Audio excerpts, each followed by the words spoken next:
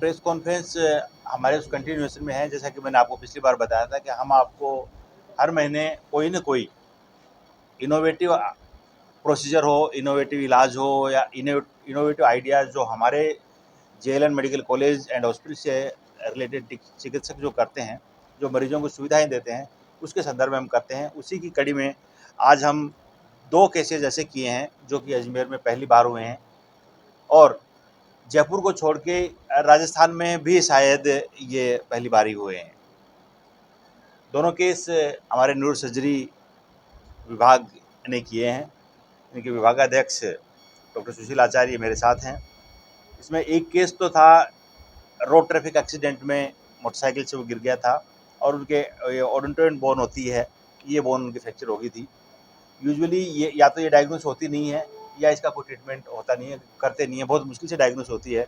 तो हमारे चिकित्सकों ने इसका डायग्नोसिस किया, एक्सरे किया, फिर सीटी स्कैन कराया, एमआरआई कराया, उस सभी से इसको डायग्नोसिस किया और उसमें एक स्पेशल टेक्निक से इन्होंने एक स्क्रू लगाया।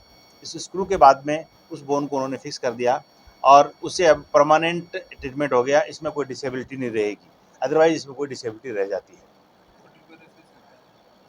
इसका जो सबसे बड़ी जो डिसेबिलिटी की बात करता हूँ तो इसमें चारों हाथ पैर पैरालिसिस हो जाते हैं और आदमी अपनी लाइफ लॉन्ग वो पैरालाइज हो जाता है।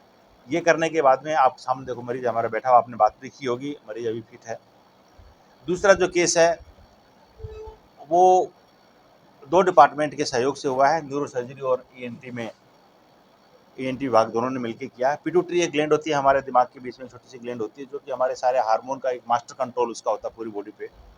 उसका ऑपरेशन हमारे यहाँ नहीं होता था क्योंकि उसके लिए एक स्पेशल टेक्निक भी चाहिए, स्पेशल एक्सपर्टाइज भी चाहिए और स्पेशल मशीन भी चाहिए, क्योंकि वो मशीन हमारी लगभग अभी आने वाली है। क्यों माइक्रोस्कोप के लिए बार बार ये कह रहे हैं, और वो पिछले दिनों इलेक्शन के चक्कर में आ नहीं पाई थी। वो मशीन हमें ट्रांसपोर्ट डिपार्टमेंट के थ्रू मिल रही है और वो काफ़ी कॉस्टली और सोफिस्टिकेटेड इंस्ट्रूमेंट है। लेकिन सबसे बड़ी बात यह है कि हमारे दोनों चिकित्सकों ने, डॉक्टर सुशील आचार्य ने, इनकी टीम ने, साथ में ईएनटी के डॉक्टर दिग्विजय सिंह ने, इनकी टीम ने मिलके वो ऑपरेशन किया है, जो बिना उस मशीन के ही उन्होंने ऑपरेशन किया और उसका ऑपरेशन सफल ऑपरेशन किया है, जिसका भी एक मरीज आपके सामने है। यह भी ऑपरेशन जेएलएन में पहली बार हुआ है और ऐसे मसले तो होते रहते हैं।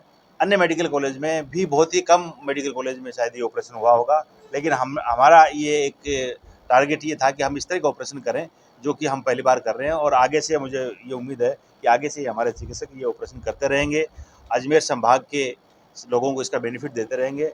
महत्वपूर्ण बात यह है कि यह ऑपरेशन जो बाहर हम कराते हैं तो लगभग 2 से 2.5 लाख रुपए का इसमें खर्चा आता है, और हमने यहाँ ये ऑपरेशन मुख्यमंत्री आयुष्मान आरोग्य योजना के तहत किया है, जो कि मरीज को एकदम निःशुल्क किया गया है।